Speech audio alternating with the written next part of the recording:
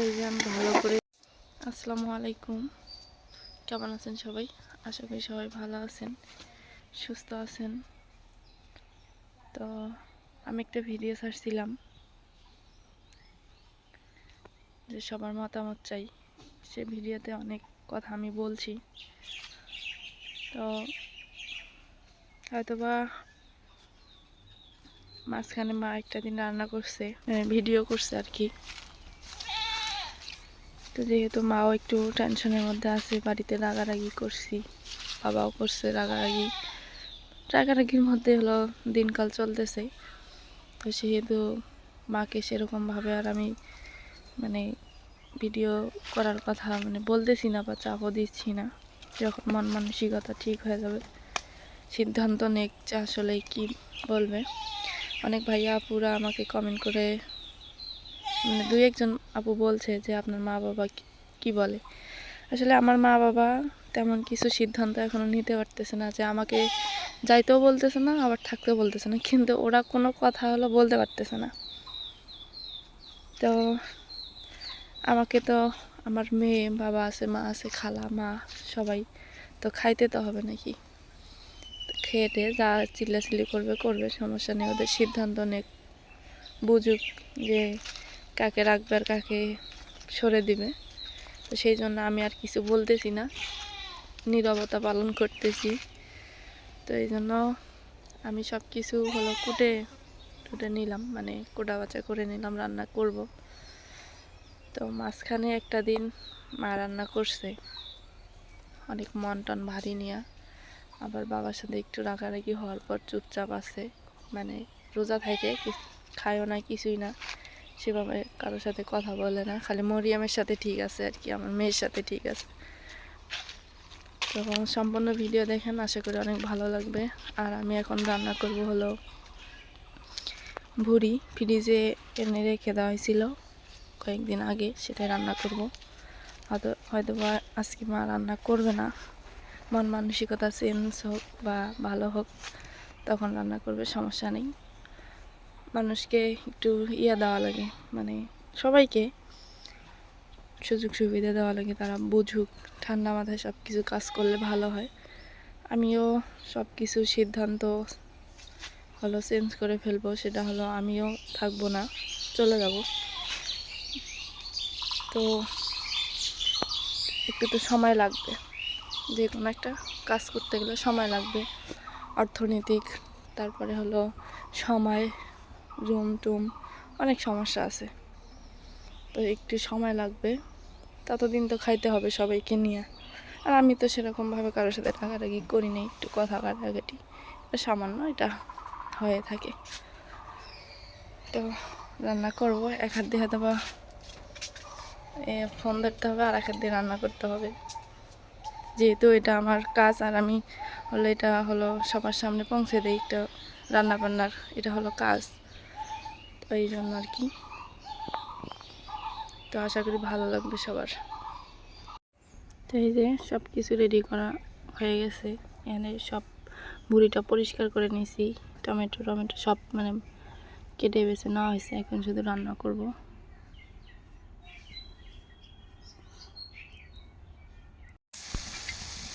তো এই যে কড়াইতে হলো পেঁয়াজটা দিয়ে দিচ্ছি,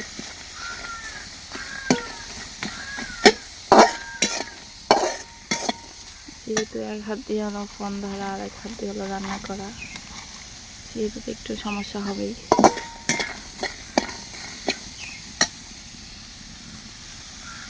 এখন দিয়ে দিব সয়াবিন তেল,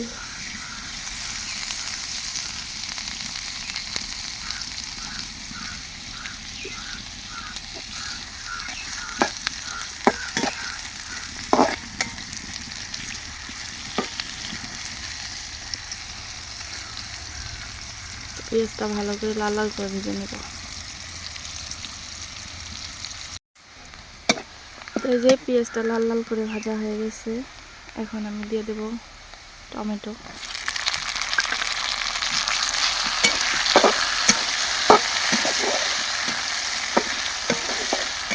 টমেটো দেখি 2-1 মিনিট হলো ভালোভাবে ভেজে নেব পেঁয়াজটা সহ।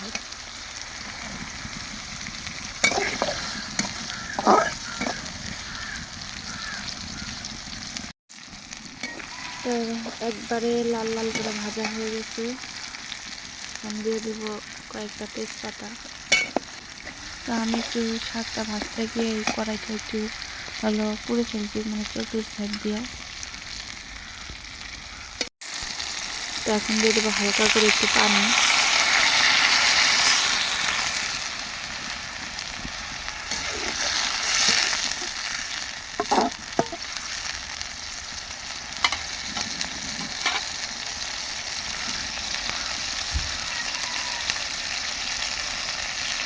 তো এখন দিয়ে দেবো সব ধরনের বাটা মশলা, মরিচ বাটা,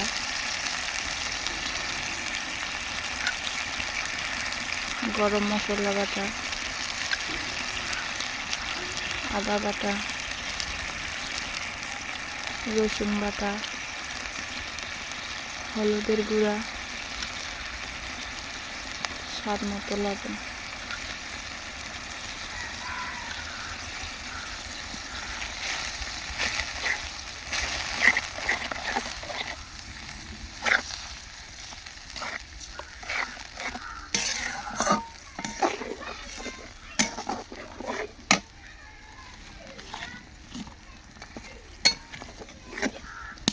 তো পুরো মশলাটা কষানো হোক 2-1 মিনিট। তো সুন্দরভাবে হলো উপর দিয়ে তেল ছেড়ে দিচ্ছে মশলাটা, আর সুন্দরভাবে কষানো করা হয়ে গেছে।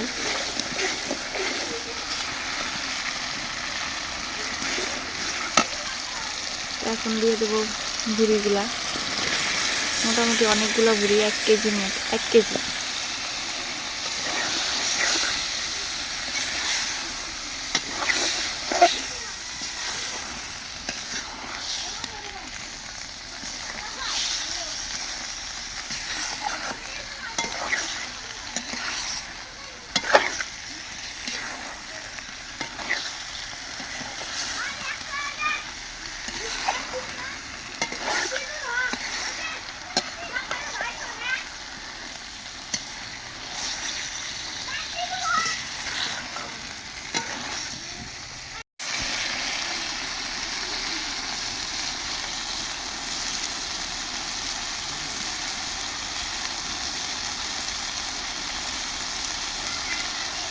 তো হয়তো বা অনেকে ভাবতে পারেন অনেক কিছু, যে আপনি কেন চলে যাচ্ছেন না। আসলে আমি চাচ্ছি যে সবারই রাগটা থামুক। রাগটা থামলে রাগের পরে যে সিদ্ধান্ত নেবে এটাই হবে হলো ইয়া। আর রাগের মাথায় কখনো কোনো সিদ্ধান্ত নিতে নাই, সেটাতেই হোক। তাই এই জন্য হয়তো বা আমিও চাচ্ছি যে রাগটা থামুক। আর মূলত কথা হলো আমার সব কিছু পাল্টাইতে হবে। আমার মেয়ের হলো স্কুল পাল্টাইতে হবে সব, কারণ অনেক লালমনিরহাট থেকে আমার মেয়ের স্কুল অনেকটাই দূর হয়ে যায়, 30 টাকার ভাড়া পড়ে যায়। তো সব কিছু ভেবে চিন্তে হলো কাজ করব। অবশ্যই তো জানতে পারবেন সব কিছুই, শেয়ার অবশ্যই করব।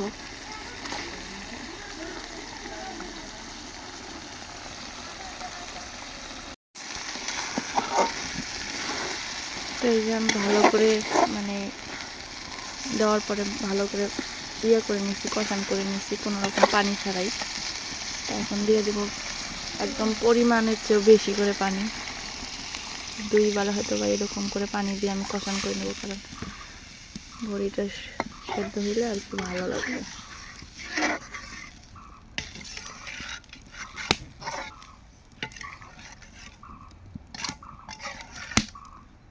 দুই তিনবার এরকম বেশি করে পানি দিয়ে হলো করে নেব।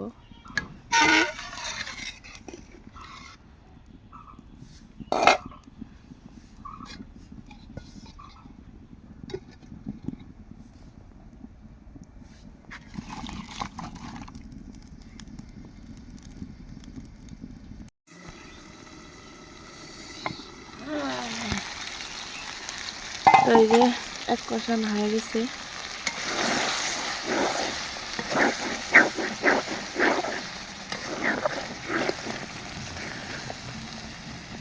কালারটা অনেক সুন্দর হয়েছে, অনেক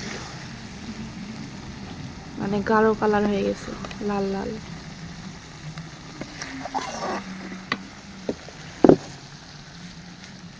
তো আর এক কষান করার জন্য আবারও পানি দিয়ে দেব।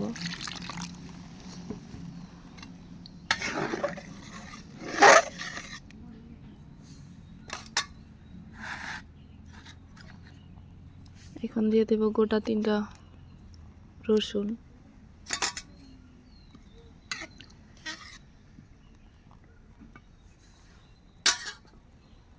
দিয়ে আবার হলো ঢাকনা দিয়ে ঢেকে পানিটা শুকায় নেব।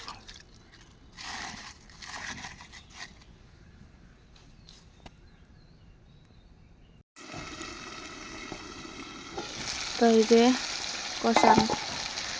কষান হইতে হইতে মানে এমনভাবে কষান করলাম আর কি। কষান করতে করতে ইফতারি করে নিলাম, নামাজটা আদায় করে নিলাম, মানে জাল লাগাই দিয়ে গেছি। এখন দেখি যে পানি টানি শুকিয়ে গেছে, কষানো ভালোভাবে হয়ে গেছে।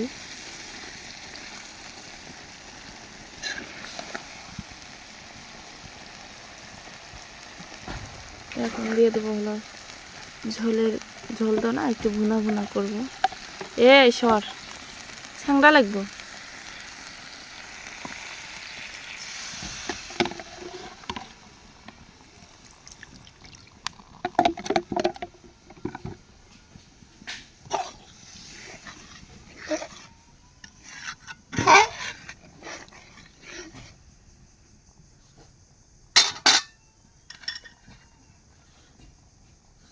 তো দিয়ে দিব 5টা কাঁচামরিচ।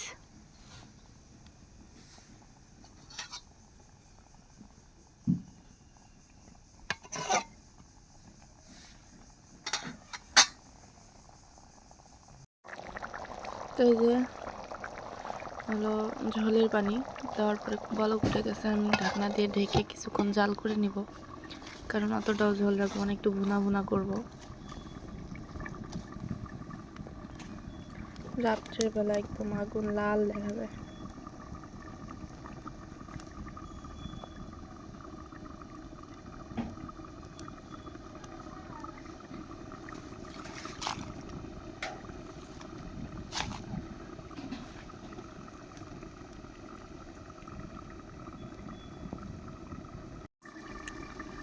তো এই পাশে কাজ কাম গোটায় মিলাই যে বুড়িটা এই পাশে উঠাই দিয়ে চলে গেছিলাম।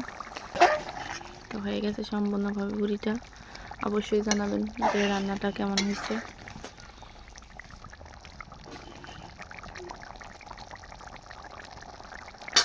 আমি এখন নামাবো।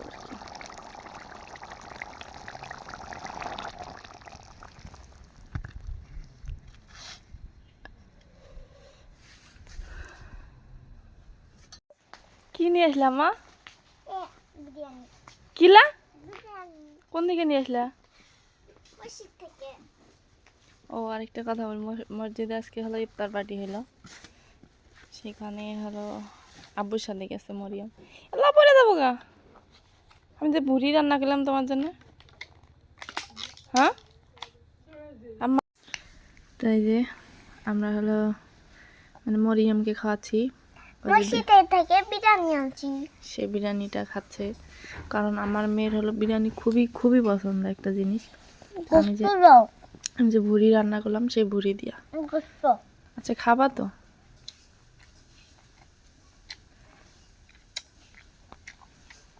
তো ও হলো তাড়াতাড়ি ঘুমায় যায়, এই জন্য ওকে আগে খাওয়াচ্ছি।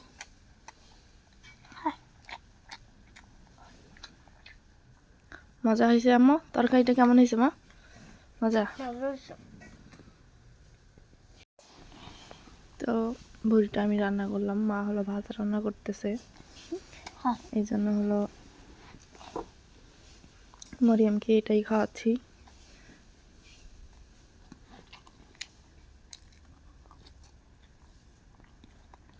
অনেক মজা হয়েছে না? দেখি আমি একটু খেয়ে দেখি কেমন লাগে।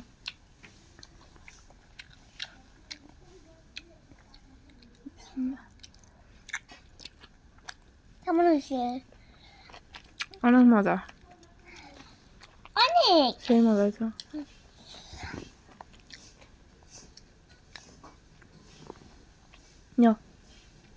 তো মরিস